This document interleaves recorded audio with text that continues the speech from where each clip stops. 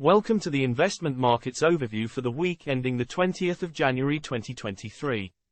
The final overview of 2022 included, from time to time, political disputes arise when the Treasury advises Congress that the debt ceiling is about to be reached and indicating that a default is imminent. That time has arrived. The $31.4 trillion U.S. federal debt limit was hit this week with the Treasury Secretary, Janet Yellen, activating extraordinary measures designed to buy more time before the ceiling can be raised by Congress. It will allow the U.S. to keep the lights on until the 5th of June so that the government can continue paying pensions, interest on its bond obligations, and military salaries.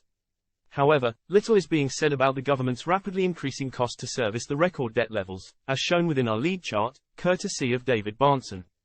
US 1.5 TR per year seems likely. The overview includes the performance statistics for the main stock indices, which were mixed, as were the sovereign bond yields and the commodities covered. Whilst cryptocurrencies were higher across the board, led by Ethereum's 14% rise. Meanwhile, the regional coverage points out the increasingly dire news for US housing. Provides an alternative reason for the Eurozone inflation. Whilst out east, there is comment on the unsustainable Bank of Japan antics. We started with the soaring cost of servicing the record US federal debt load. And we'll end with a similar observation in respect of the record personal debt. As outlined earlier this month, US revolving credit, mainly credit card debt, increased by 16.9% in November, a 60% jump on the prior month, as falling home prices limit the traditional source of funds by remortgaging.